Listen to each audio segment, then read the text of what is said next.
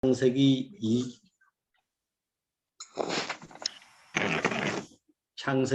2장 1절 말씀과 요한복음 19장 30절 말씀을 나누도록 그렇게 하겠습니다. 창세기 2장 1절 천지와 만물이 다 이루니라. 그리고 요한복음 19장 30절에 예수께서 신 포도주를 받으신 후 가라사대 다 이루었다 하시고 머리를 숙이시고 영원히 돌아가시니라. 말씀을 가지고 같이 교제를 나누도록 하겠습니다. 천지와 만물이 다 이루니라. 이 말씀은 창세기 1장 1절에서 하나님이 태초에 천지를 창조하시니라 에서 하신 그 말씀이 다 이루어졌다는 의미를 가지고 있습니다. 창세기 1장의 창조를 우리가 일반 기독교에서는 표면적으로만 보면 6일 동안 우리 눈에 보이는 식물과 동물 이런 것들을 이제 다 창조했다는 이런 말씀으로 이제 우리가 또 배웠고 가르쳤고 또 그렇게 들렸지요.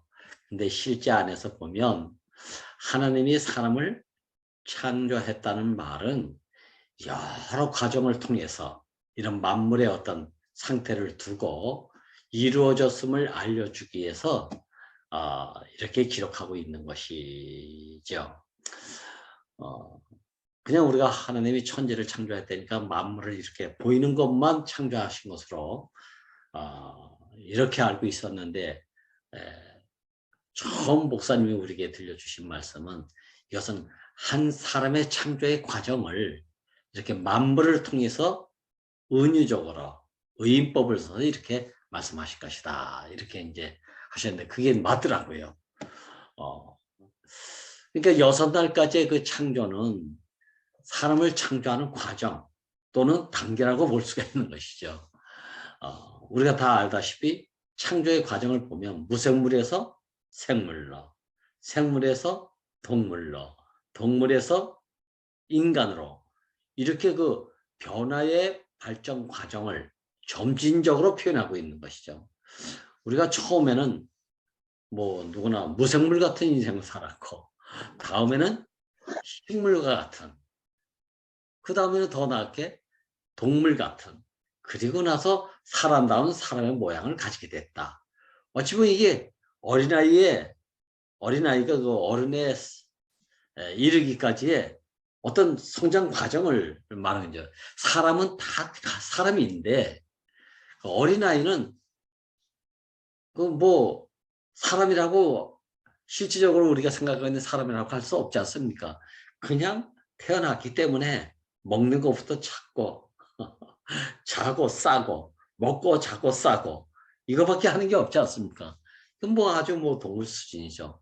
이랬던 사람이 어느 날 사람다운 사람의 성장하면 우리 어르신들이 하는 말이 이제 사람 구실하네 이렇게 말하지 않습니까? 이런 성장 과정이란 말이죠. 이런 측면에서 볼 때 창세기는 자연과학을 설명하기 위해서 쓰여진 책이 아니에요. 하나님의 어떤 실제와 계시를 창세전부터 계획하시고 목적을 두시고 창조했는데 오늘 말씀에서 천지와 만물이 다 이루었대요. 천지와 만물은 골고이 천지와 만물을 포함하고 있는 당신의 형상과 모양으로 지어진 사람. 이 사람을 두고 창조하신 그 모든 것이 이루어졌다는 것을 말하고 있는 것이죠. 우리가 그 2장 그 8절에 보니까 7절 8절에 보니까 더 구체적인 설명이 어떻게 되냐면 여호와 하나님이 흙으로 사람을 지으시고 생기를 그 코에 불어넣으시니 그 사람이 생명이 됐다. 산원이 됐다. 자, 근데 여기서 하나님 여호와가 동방 에덴의 동산을 창설하시고 그 지으신 사람을 거기 두셨대요. 야, 저는 오늘 이 말씀을 통해서 하나님이 당신이 창설한 동산 안에 사람을 두고 살게 하신 그 유일한 자격 조건이 뭐냐? 당신의 형상과 모양으로 지어진 사람에게 생기를 불어넣자 했다. 근데 이 생기를 불어넣기 전에 이 사람은 어떤 재료인가? 흙이라는 거 아니었습니까? 이 흙으로 빚어진 사람에게, 이 빚어진 사람, 그 형상과 모양의 사람에게 생기를 불어넣었대요. 하나님의 생기가 불어넣어져서 산원이 된 사람, 생명이 된 사람만이 유일하게 하나님이 지으신 에덴 동산에 두셨다는 거 아니겠습니까? 이 유일한 자격이죠. 여기에 뭐 금가루를 불어넣어줬다든가 은가루를 불어넣어줬다든가 이런 게 아니란 말이에요. 훌륭하고 탁월하고 모든 사람에게 아주 모든 능력 면에서 초월적 사람이 여기 에덴 동산에 살았다는 얘기가 아니고 흙으로 빚어져 가지고 당신의 형상과 모양으로 지어진 남자와 여자로 빚어진 한 사람 안에 생기를 불어넣으니까 산원이 된 사람, 생명이 된 사람, 이 사람이 에덴 동산에 살 수 있는 자격을 하나님이 유대에게 부여했다. 이런 말과 같은 것이죠. 야, 그러니까 다른 조건이 없어요. 하나님의 생기가 불어넣어진 사람, 이 사람만이 에덴에 살 수 있는 자격이 주어졌으니까 다른 자격 조건을 갖추려고 하는 것은 다 속은 것이고 자기 생각대로 산 사람의 상태고 그런 것이죠. 야, 이러한 사람의 상태를 두고 하나님은 천지와 만물이 다 이루어졌다고 이렇게 여기 표현하고 있는 거예요. 우리가 그리스도에 관해서 우리가 표현할 때 만물을 보고 그리스도의 어떠함을 표현하고 있지 않습니까? 우리가 돌을 보고도 그리스도를 말할 수 있는 것은 하나님 보고 예수를 보고 산돌이신 그리스도 이렇게 표현하지 않습니까? 그죠? 또 떡을 보고도 예수님을 깊이 아는 사람은 산떡이신 예수 그리스도 이렇게 표현한다 말이에요. 떡을 들어 이야기하나 돌을 들어 이야기하나 나무를 들어 이야기하거나 흙을 들어 이야기하거나 다 이 실제이신 만물을 포함한 한 사람. 이 사람 안에 내 인생이 거기 포함되어 있음을 알게 되면 바로 그 사람 안에서 내가 바로 하나님의 목적과 계획 안에 있었던 사람이로구나. 이걸 알게 되면 바로 천지의 모든 만물의 주인인 아들로서의 사람으로서의 삶을 살아낸단 말이죠. 만물이 왜 아들을 기대하는가? 만물을 다 통해서 하나님을 영광되게 표현할 수 있는 유일한 사람은 바로 당신의 형상과 모양으로 지어져서 하나님의 생기가 불어넣어진 생명인 사람만이 일을 할 수가 있고 이 사람이 에덴 동산에 있는 모든 것들을 다스리고 지배하고 그래서 번성 충만에 이르게 하는 이런 삶의 유일한 자격이 바로 하나님의 생기가 불어넣어진 사람인데 여기서 하나님의 생기가 불어넣어진 이 산원의 사람은 반드시 첫째 조건이 뭐냐면 재료 자체가 흙이었다는 거 아닙니까? 먼지였다는 것이고 더스트였다는 것이고 이 자리로 돌아가는 것이 구속이라는 거 아니에요. 이게 시시해서 이게 너무 보잘것 없어서 그래서 그런 것이 자기 자신으로 비춰지니까 너무 혐오스럽고 그 자리를 자랑한다는 것 자체가 너무 병신 같고 우리 흔한 말로 쪼다같고 내 운명이 저거라면 차라리 태어나지 않는 게 더 좋았을 것이다. 이런 자책, 자해 이런 것 때문에 취한 것이 난 그렇게 살기 싫다. 그래서 취한 것이 선악과 아닙니까? 선악과는 자기로 말미암아 모든 것을 겸비하고 모든 것을 갖추려고 지식을 통해서 하나님같이 눈이 밝아지려고 했는데, 야, 하나님같이 되는 것이 아니라 하나님같이 되려고 했으니까 그 결과는 눈이 밝아진 것으로만 끝났다는 거 아니겠어요? 눈이 밝아지니까 어떻게 됩니까? 안 볼 걸 볼 거 다 보게 되니까 오지랖 인생이 됐다. 참여할 거, 간섭할 거, 간섭 안 할 거, 앉을 자리에서 일어서고 일어설 자리에서 앉아있고 분수를 모르는 삶을 살게 됐다 이 말이에요. 뭐든지 자기 생각대로 하려고 하고 옳은 대로 행하려고 하고 주장하려고 하고, 그니 이런 사람이 가는 곳마다 너무 눈이 밝아지고 똑똑하니까 부딪히는 사람만 있는 게, 부딪히는 사람만 있으니까 또 부딪히게 되면 어떻게 되죠? 내 인생은 왜 이렇게 걸리적거리는 장애물이 많아? 이런 상태를 두고 소경이라고 하는 거 아닙니까? 소경은 움직일 적마다 있는 모든 물건들이 다 장애물이 되는 거 아닙니까? 가만히 있으면 장애물이 없는데 소경이 안 보이는데 움직이면 움직인 것만큼 모든 것이 다 장애물로 자기의 갈 길을 다 거치장스럽게 하고 걸리게 하고 부딪히게 되고, 그러니까 부딪힐 적마다 걸려 넘어질 적마다 내 인생은 왜 이 모양이야? 내 인생에 왜 이렇게 장애물이 많아? 이렇게 되는 거 아니겠습니까? 그러니까 선악과를 먹고 나면 눈이 밝아졌다고 하는데 사실은 역설적인 표현으로 선악과를 먹으면 눈이 어두워졌다는 얘기예요. 소경이 됐다는 얘기예요. 이를 두고 요한복음 9장에 썼던 소경을 두고, 날 때부터 소경을 두고 이렇군 저렇군 설왕설래했던 유태인들을 보고 있지 않습니까? 다 소경이죠, 뭐 소경. 소경이었기 때문에 많은 일들이 발생된 것이 요한복음 8장까지의 내용이에요. 마지막 8장에서 뭐였습니까? 가늠하다 현장에서 붙잡힌 여인을 두고 나는 세상의 빛이라고 말했어요. 너는 빛이 아니다.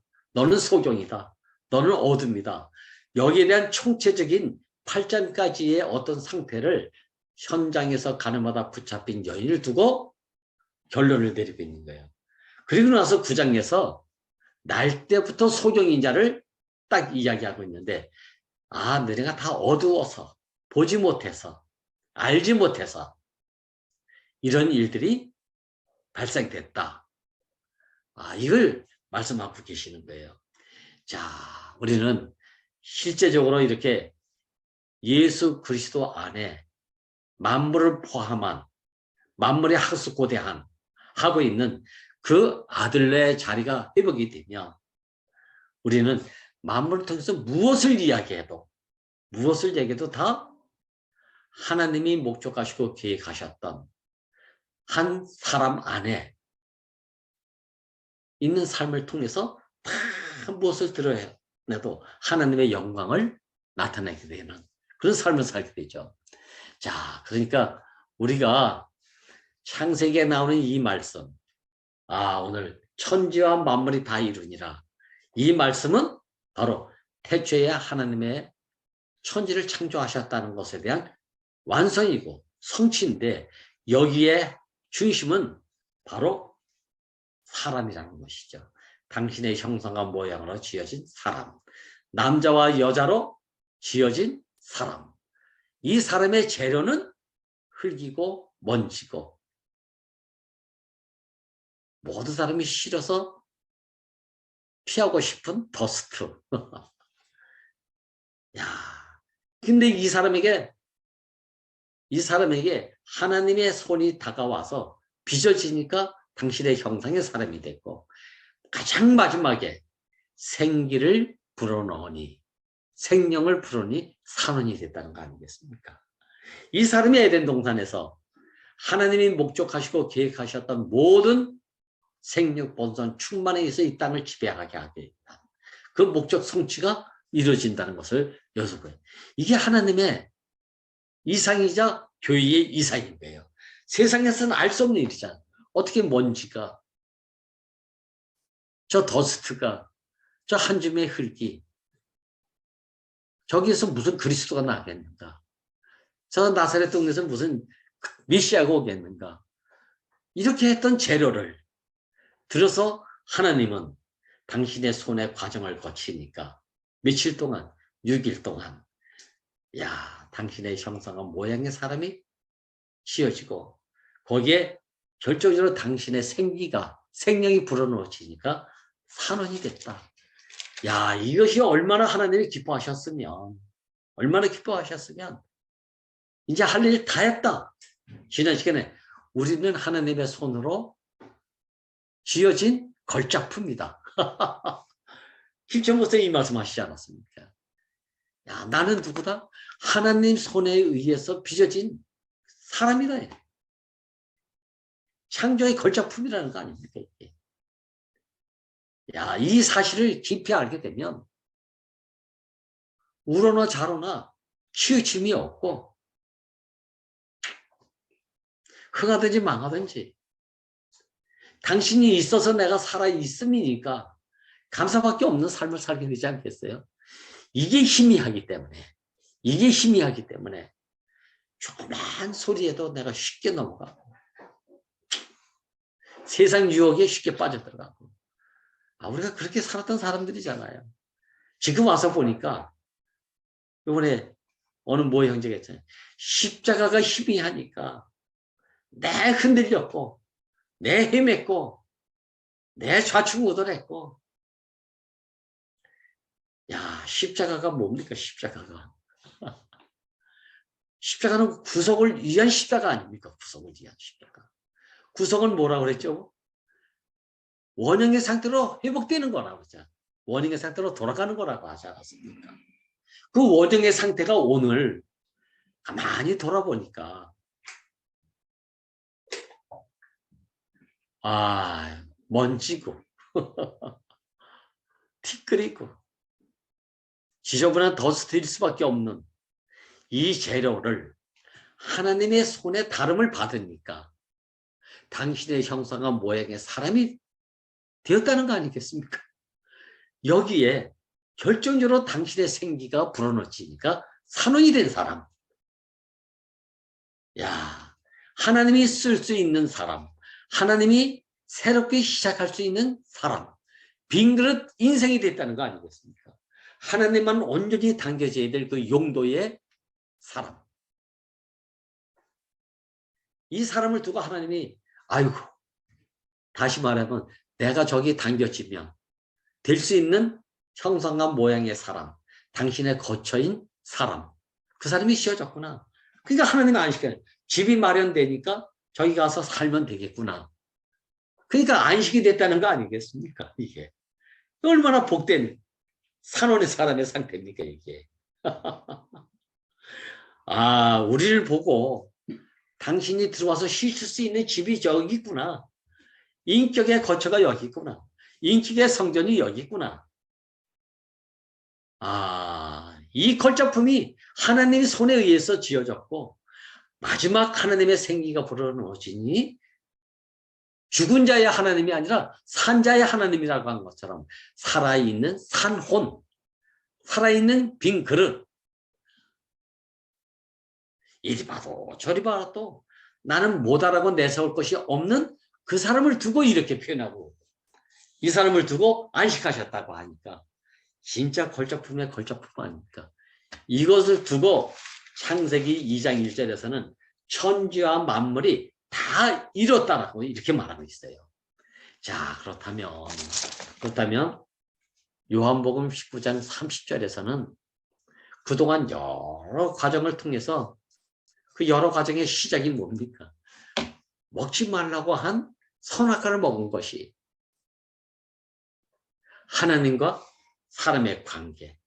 하나님은 당신의 집으로 지어진 형상과 모양의 사람 안에 와서 안식하기를 원하셨고 우리는 그 용도로 쓰여짐에 감사해서 이게 찰떡궁합 아닙니까? 이렇게 말하잖아요. 하나님은 집이 없어서 집을 지으셨고 하나님의 절대적 목적과 필요해서 지어진 그의 거처, 그의 성전, 그의 집, 인격은, 사람은 그렇게 용도대로 쓰여짐에 대해서 여한이 없다. 이 찰떡궁합 아닙니까? 이게 찰떡궁합. 근데 그렇게 살도록 지어진 인생이 그 재료 자체가 흙이고 먼지고 더스트니까 티끌이니까 싫어서 난 좀 내 인생은 이렇게 아무것도 아니고 진짜 누구에게 무시당할 수밖에 없는 재료지만 그렇게 살긴 싫다. 나도 좀 하나님같이 내 이름을 빛내면서 영광스럽게 살아봐야 되겠다. 라고 취해진 것이 선악을 알게 하는 지식이라는 거 아닙니까? 지식은 진짜 놀랍게 발전하지 않았습니까? 모든 사람이 탐복할 정도로. 제가 요번에 그 태안반도의 바다를 그 보령에서 그 저기 안면도에 이르기까지 이렇게 바닷길을 뚫었는데 바다 밑에 있는 해저 터널 바다 밑에 있는 땅을 뚫어가지고 터널을 만들어가지고 이야 참 말이 그렇지 이게 상상을 초월하는 일 아닙니까 이게 어떻게 그런 생각을 하게 됐는지 바다 밑에 땅을 터널로 해가지고 바닷속으로 차가 다니게 만드는 거예요. 그 길이가 얼마나 긴지 세계에서 5번째 길다고 하대요. 거길 갔다 가니까 그냥 아무것도 아니면 육지에 산을 뚫어서 터널을 낸 거나 똑같아요. 다름없어요. 근데 그 이면에 뭐가 있어요? 바닷속에 땅을 뚫어가지고 터널을 만들어가지고 길을 낸 거예요. 아이고 저 엄청나지 않습니까 이게. 예전 같으면 이게 생각이나 했겠습니까? 제가 여 군사 땅에 와가지고 제일 먼저 깜짝 놀란 게 뭐냐면 바닷물을 메워가지고 길을 냈다는 거 아닙니까? 그리고 바다를 메워서 땅으로 만드는 거예요. 새만금의 그 도로가 야, 그 깊은 바다를 흙을 메워가지고 길을 냈어요. 4차선 도로, 왕복 4차선 도로를. 야, 그래서 이거 어떻게 이렇게 이런 생각을 할 수가 있을까? 아, 정말 놀랍더라고요. 근데 요번에 더 놀라운 것은 바다 밑에 땅을 뚫어가지고 해저 터널을 만들었어요. 그래서 그 길을 달리는데 그 길이가 얼마나 긴지 한 10몇 번을 가더라니까요. 야, 지식은 이렇게 발전했어요. 지식은 이렇게 발전했다고. 근데 이 지식 안에서 연합되는 데가 없어. 연합되는 데가 없어. 왜? 자기 먼지, 원래의 시작의 자리, 재료는 먼지고 흙이고 더스트인데, 티끌인데 그 자리가 싫어가지고 자기대로 땀을 흘려가면서 노력하면서 지식을 습득해가지고 문명 문화를 발전시키는 데는 공헌을 했지만 하나님과 연합되도록 지어져 가지고 생명 안에서 생명 번성 충만에 이르게 하는 데는 실패가 되어졌다. 참 하나님이 얼마나 이게 낙심이 됐겠습니까? 그런 거 하라고 지어놓은 게 아닌데. 저는 이번에 군산교회 승모임을 통해서 인생의 가치는 어디 있나? 연약함에 있대요. 말은 연약하면 부드럽고 순전하고 뭐 이런 것만 생각하지 않습니까? 여기 연약함 안에 뭐가 있냐면 흙, 먼지, 티끌 누구인가 밟으면 다 밟힐 수밖에 없는 거. 버리면 먼지같이 휘날릴 수밖에 없는 거. 오줌 싸면 오줌 받을 수밖에 없는 거. 이런 자리 좋아하는 사람이 누가 있겠어요? 무시하면 무시당하지 뭐. 이게 쉬운 말입니까? 어려운 말이에요.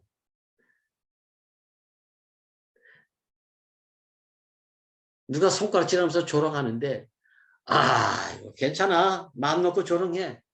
이게 쉬운 말이었습니까? 너무 어려운 말이잖아요. 그런데 오늘 요한복음 19장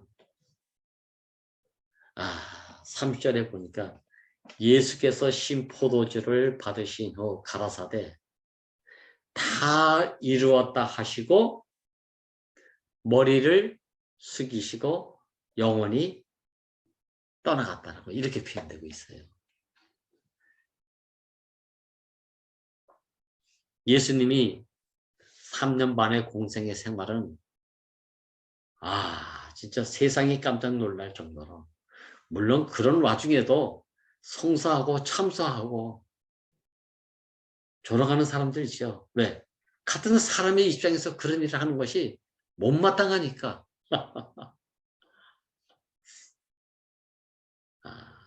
이 놀라운 초능력적인 능력을 발휘할 때는 하나님의 아들이 아니면 신의 아들이 아니면 신이 아니면 할 수가 없다.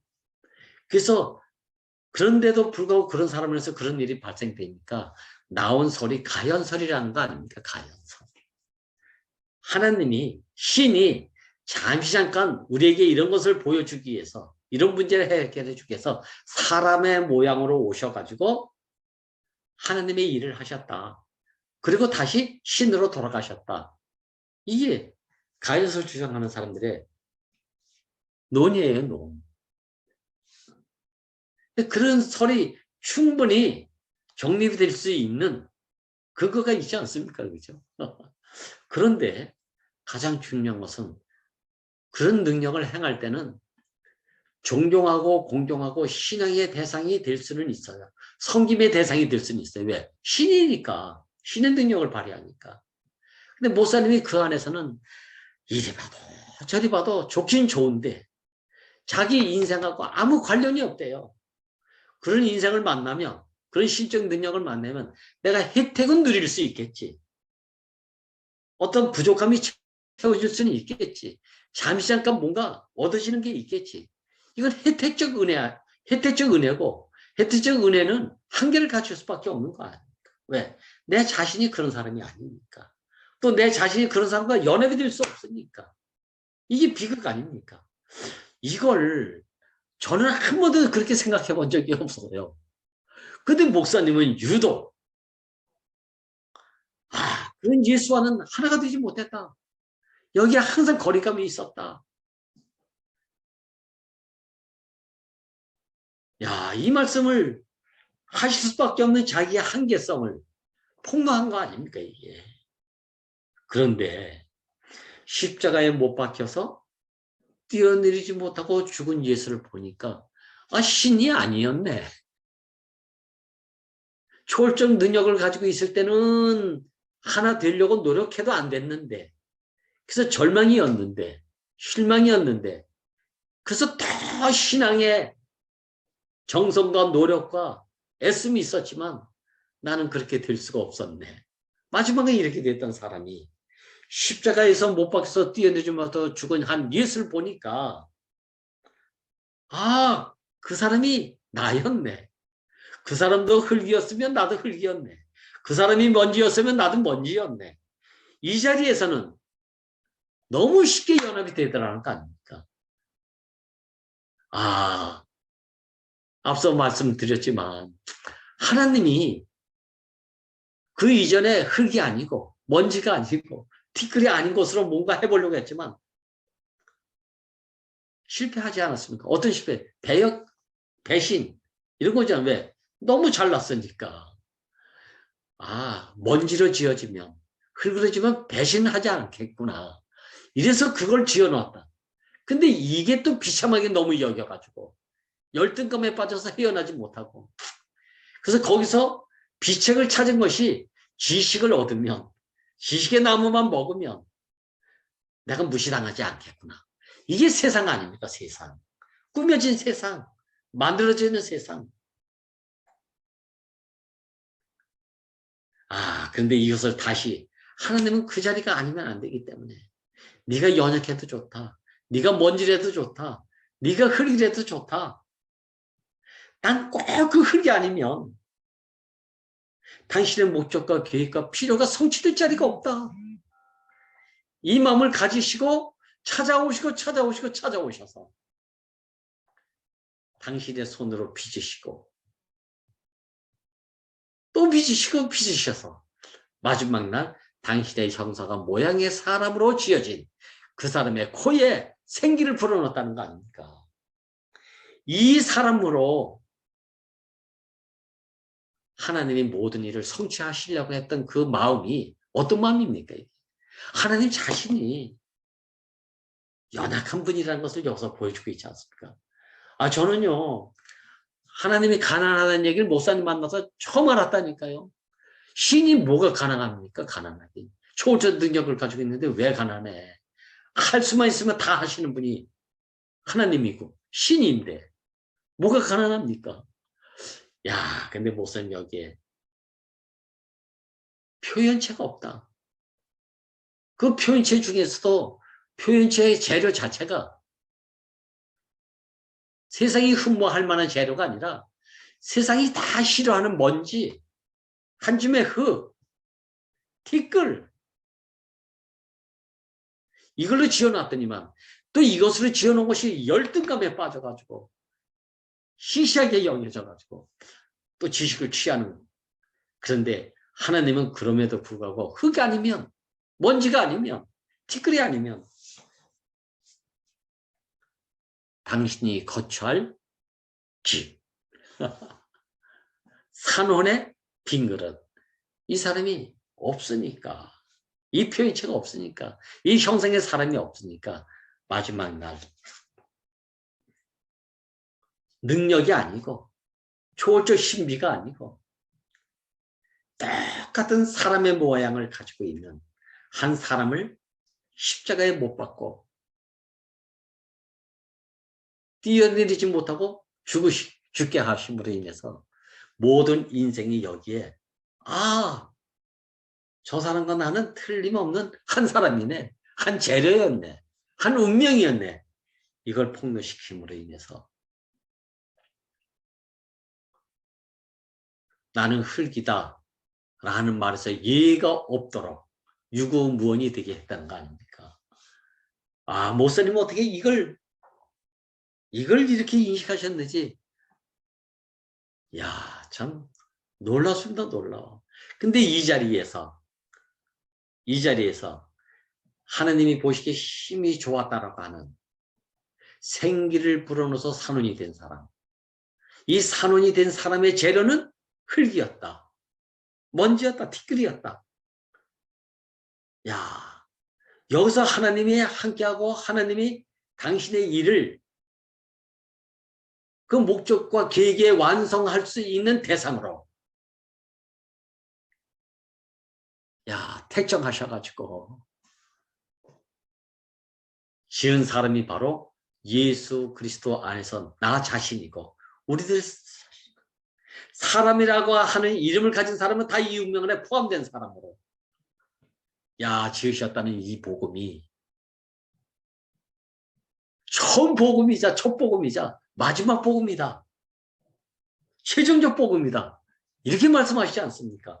오늘 창세기 2장에 있어서 모든 것을 다 창조하시고 이뤘다고 한 그것에 대한 실제가 바로 만물이 아니라 사람이었다. 인격이었다. 그게 어디냐면 바로 오늘 예수께서 신포도주를 받으신 후에 다 이뤘다 하시고, 그리고 머리를 숙이시고 영원히 떠나갔다. 영원히 내 것이 아니에요. 세상에는 세상 종교는 영원 불멸설이 있지 않습니까? 이 영원 불멸설이 어디서 나왔냐면요, 이집트에서 나온 거 아닙니까? 이집트. 애굽 땅. 거긴 나일강에 어떠한 문에서 풍요를 누리는 나라니까. 죽으면 끝난다. 이건 너무 허무하거든요. 그래서 지식지 안에서 해가 지면 해가 다시 뜬다. 겨울이 오면 봄이 온다. 나무도 씨앗도 씨 뿌려서 죽으면 싹이 나지 않느냐? 새 열매가 난다. 이런 사상이 우리 안에서도 이런 거 원리 안에서는 다 아는 얘기 아닙니까 이게? 여기에 근거를 두고 영혼 불멸설이에요. 우리가 잠시 죽지만 또 어느 날은 살아날 것이다. 이게 영혼 불멸설이에요. 근데 이런 원리와 이치 안에서 자연보 이런 것을 두고 한 말이 아니라 오늘 여기서 어디로 하나님이 심히 보시기에 좋았다는 사람의 자리로 이 자리가 구속의 자리잖아요. 구속은 원래의 자리로 돌아간다. 원래의 자리로 돌아간다는 얘기는 산원의 자리로 돌아가야 되는데 산원으로 돌아간다는 얘기만 하면 안 되고 이건 저의 간증이에요. 산원의 사람만 이야기하면 안 되고 산혼의 사람이 되기까지의 재료는 뭐였나? 한 줌의 흙이었다. 먼지였다. 그 먼지와 흙을 빚어서 형상과 모양의 사람으로 지었는데 이제 마지막에 여기에 생기를 불어넣으니 산원이 됐다는 거 아닙니까? 산원이. 형상과 모양의 사람이라도 완전하게 그렇게 지어졌다 하더라도 생기가 불어넣지 않으면 하나님 만족이 안 된다니까요. 안식이 안 된다니까요. 하나님의 목적과 계획을 이룰 시작이 안 된다는 거 아니겠습니까? 경륜을 이룰 시작, 이게 안 된다는 거 아니에요. 근데 하나님은 창세기 1장 1절에서 태초에 하나님이 천지를 창조하셨다. 이게 시작의 자리 아닙니까? 시작은 목적과 계획과 성취에 어떠함을 두고 시작하시지 장난삼아 시작하는 사람은 없단 말이에요. 시작하는 분은 없지 않습니까? 목적이 있어서 시작하잖아요. 필요가 있어서 시작하는 거 아닙니까? 이게. 인생의 가치는 하나님의 절대적 필요 때문에 지음받았다. 여기에 가치가 있는 거예요. 가치는. 우리 인생의 가치가 어디 있습니까? 돈 많이 벌어서 가치가 있습니까? 잘 먹어서 가치가 있겠습니까? 유명해져서 가치가 있겠습니까? 똑똑해서 가치가 있겠습니까? 아무리 모든 것에 대해서 탁월함을 가지고 있다 하더라도 쓸 자 안에서 필요 없이 보이면 그건 죽은 인생이에요. 시시해도 연약해도 흙이라도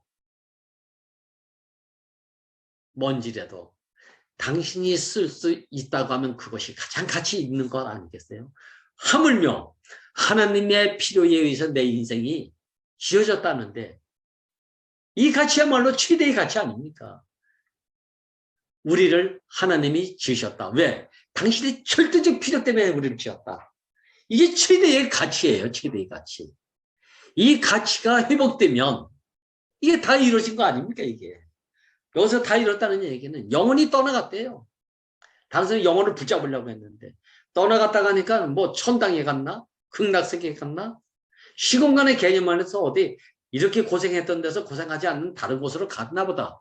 이걸 생각하고 있는데 그게 아니고 하나님이 보시기에 힘이 좋았다라고 하는 그 원형의 자리, 그걸로 회복됐다는 거 아닙니까? 이게 십자가의 사건이에요. 십자가의 사건. 여기서 너무 멀리 떨어져 있으니까 하나님이 쓸 수가 없어. 문명 문화는 화려하게 지금 꽃피워놨지만 그렇게 꽃피우게 한 사람들은 네피림이 되어 있지만 하나님은 정작 쓸 수가 없는 사람이 되어버렸어. 이게 멸망 아닙니까? 멸망. 쓸 수 있는 자가 쓰지 못한 상태가 멸망이에요. 근데 아무리 연약해도 아무리 시시해도 아무리 흙이고 한 줌에 흙이고 먼지고 티끌이라 할지라도 하나님 필요에 의해서 빚어진 그 흙, 하나님 필요에서 시작되어지는 형상의 사람. 야, 얼마나 필요했으면 이런 시시한 재료로 빚어진 형상과 모양의 사람에게 생기를 불어넣어줬나. 생기를 불어넣은 자기의 온 존재를 주었다는 거 아닙니까? 주었다는 거. 하나님 뭐 남겨놓고 준 게 아니라 하나님 존재를 우리에게 주신 거예요. 생기를 불어넣었다는 얘기는. 생명을 줬다는 얘기 아닙니까? 이게. 좀 더 나게 말하면. 생명을 주면 다 준 거 아닙니까? 천하를 얻고도 생명을 잃으면 천하를 얻은 그것이 무슨 소용이 있느냐. 이게 천하 아무리 그게 뛰어나고 좋다 하더라도 천하 만물이 좋다 하더라도 생명이 없으면 아무것도 아니지 않습니까? 흙이 왜 가치 있나? 먼지가 왜 가치가 있다고 하냐면 왜 그게 참 복되다고 하냐면 하나님이 쓸 수 있기 때문에 복되다고 하는 거예요. 이 복이 얼마나 크면 천하 만물을 다 줬다 하더라도 하나님 필요가 아니면 그건 멸망이니까. 근데 티끌이라도 먼지라도 하나님이 그게 절대적으로 필요하다면 세상 어느 것과도 비교할 수 없고 바꿀 수 없는 바로 그 가치 아닙니까? 이게 인생의 가치예요. 이게 인생의 연약하지만 연약해서 다른 사람 다 버렸지만 하나님은 그 버려진 연약함이 하나님에게 절대적 필요고 거기에 가치가 있어서 우리 인생은 복되다고 하는 것입니다. 다른 것으로 복되다 하는 게 아니라니까요. 이 자리로 돌아간 이 상태를 몇십 년 후에 주후 몇 년 후에 바로 한 게 아니에요. 사복음서에서 사도 요한이 요한복음을 쓸 때가 가장 늦게 쓴 책이 바로 요한복음이라고 하지 않습니까? 늦게 요한이 자기 안에서 알았다는 거 아닙니까? 예수 시대에도 알지 못했었는데 예수 시대 2000년 후에도 잘 알지 못했는데 목사님 안에 와서 이것이 해석이 됐다는 거 아닙니까? 이게 이열레라고 하는 한 사람 안에서 이게 해석이 됨으로 인해서 지금 우리 모두가 여기서 완전히 자유가 되고 해방이 되지 않습니까? 아, 하나님이 절대적으로 필요한 것이 흙이었구나. 하나님이 절대적으로 필요한 것이 먼지였구나. 그래서 이 재료로 지어진 형상과 모양의 사람 안에 하나님 온 전체가 다 불어넣어졌구나. 이 사람을 두고 하나님은 심히 기뻐하셨다. 그리고 이 사람을 두고 당신이 창설한 에덴 동산에 살게 하셨다는 거 아닙니까? 이게 교회 인간이에요. 이게 교회 인간. 동산의 실제는 교회고 교회 안에 실제적인 주인은 누굽니까? 이 사람이란 말이에요. 이 사람. 야, 여기에는 편애가 없고 차별화가 없고 가진 자도 없는 자도 없지 않습니까? 잘난 자도 못난 자도 없지 않습니까?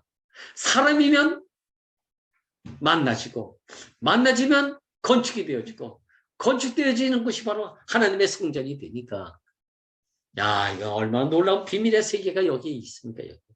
그래서 여기 만물을 통해서 다 이뤘다 하시니 마지막 날 인격을 통해서 하나님이 보시기에 심히 좋았던 사람으로 회복된 자리를 두고 사도 요한이 몇십 년 후에 알았고 근데 그것이 또 가려져가지고 캄캄한 꾸며지고 만들어진 코스모스만 왕성하게 지금 번창하고 있었는데 이열레 목사님이라는 한 사람을 통해서 십자가에 못 박힌 예수를 두고 신이 아니라 사람이었다. 그 자리에 가니까 차별화가 없더라. 우열이 없더라. 왜? 티끌인데 뭐. 너 원래 뭐냐? 나 티끌이야. 너 원래 뭐야? 나 흙이야. 근데 어떻게 지금 잘났다고 하느냐? 유구몬 아닙니까? 오늘 밤에 내 영혼을 내가 거두어 가면 내가 이렇게 해놓고 저렇게 해놓고 준비하고 갖추고 저축해놨던 것이 다 무슨 소용이 있느냐? 그러니까 뭐라 그랬습니까? 유구몬이었다는 거 아닙니까? 맞습니다. 나는 내가 뭐라고 말할 수 있는 사람이 아니고 나는 여전히 흙이고 재고 티끌이고 근데 하나님의 필요 때문에 하나님의 필요는 반드시 흙이어야 된다. 하나님의 필요는 절대적으로 먼지여야 된다. 야, 나는 먼지라서 흙이라서 피하려고 했고 그걸 가리려고 했고 그게 부끄러워서 숨기려고 했고 그래서 유명하다라고 인정받을 만한 것으로 꾸며서라도 한번 애써 살아보려고 했던 것이 완전히 무너지지 않았습니까? 저는 완전히 무너졌어요. 진짜. 대구의 영광스러움이 완전히 깨박살 났습니다. 모세의 40년 인생이 완전히 깨박살 된 것처럼, 믿음의 조상에게 추원받던 아브라함의 99세 인생이 완전히 무너진 것처럼, 장자의 축복권만 받으면 자기 인생이 창대하리라고 생각했던 야곱의 130년 완전히 무너졌잖아요. 이제는. 야, 지금 와보니까 말이 아니라 존재적으로 나는 흙이고 먼지고 티끌인데, 이 자리에 오니까 하나님이, 야, 내가 시작할 수 있는 필요의 재료가 이제 여기 주어졌구나. 당신의 손에 새롭게 빚어지고 당신의 형상과 모양으로 새롭게 조성되고, 그러고 나니까 하나님의 생기가 불어졌다. 다 하나님의 전조가 나에게 불어왔다니까요. 왔어. 야, 이것을 우리는 다 이뤘다라고 말할 수밖에 없는 이 영원한 흙의 찬송, 먼지의 찬송. 아멘. 야, 이게 복음 아닙니까, 이게. 티끌이 사람이 됐고, 이 사람이 하나님의 필요의 사람이고, 이 사람이 왜 필요의 사람이 됐나? 어떤 가치가 있나? 하나님이 쓸 수 있는 절대적 필요의 가치가 여기 있기 때문에. 아멘. 아무리 유명하면 뭐합니까? 하나님이 쓸 수 없으면 그건 죽음이고, 그게 멸망이라고 안 합니까? 먼지라도, 흙이라도 하나님의 절대적 필요면 이 흙은 절대적 가치가 극대화되는 자리가 다 이루어지는 자리 아닙니까, 이게? 아멘. 아, 오늘 우리를 먼지다 침울에 빠질 것이 아니고, 흙이다 침울에 빠지지 말고, 침울에 빠지면 속아 넘어간다니까요. 거봐, 너 좀 배워라. 그러니까 선악과 먹어라. 금방 유혹에 빠지는 거예요. 절대적 필요에 의한 존재로 내가 인식되지 않으면, 다른 사람 필요 없다고 다 버렸는데, 그것이 필요로 하는 사람에게는 가치가 있는 거 아닙니까? 그 목사님이 고물상에 옛날에 가면은 다른 사람 다 필요 없어서 버렸는데, 가보면 필요 없어서 버렸지 쓰지 못해서 고장나서 버린 게 아니라는 거예요. 그래서 그거 주워다가 깨끗하게 씻어가지고 쓰시더라니까요. 목사님의 필요에서 고물상에서 딱 주어진 그 그릇 하나, 용기 하나는, 그게 구원 중에 구원이고 복 중에 복 아닙니까? 다른 사람 필요 없다고 해서 버렸는데, 목사님은 고물상에 그거 주워다 너무 귀하게 쓰니까 그게 가치의 극대화 아닙니까, 그게. 우리 인생이 그런 인생이란 말이에요. 다 필요 없다고 버려진 흙. 시시하다고 열심히 조롱받던 먼지. 근데 하나님은 그 흙과 먼지가 당신의 경륜을 성취하고 이루는데 절대적 필요. 그래서 당신의 손이 거기에 주물러져가지고 형상의 모양의 사람으로 지으시고 생기를 불어넣지 산원의 사람이 됐다. 아멘. 야, 이게 경륜의 시작의 자리로 회복된 자리. 이게 구속의 사건 아닙니까? 그래서 목사님은 늘상 말씀하시길, 어제도 오늘도 내일도 호흡이 붙어 있다면 이렇게 말씀하실 거예요. 인생은 숨이 코에 붙은 인생이다. 아무것도 아니다. 그러나 하나님이 쓰면 세상 어느 것과도 바꿀 수 없는 최고의 가치가 있는 걸작품이다. 야, 이렇게 말씀하시면 이거 할렐루야 아닙니까? 할렐루야. 아멘. 주님을 찬양합니다. 아멘. 할렐루야. 남규 삼촌 오늘은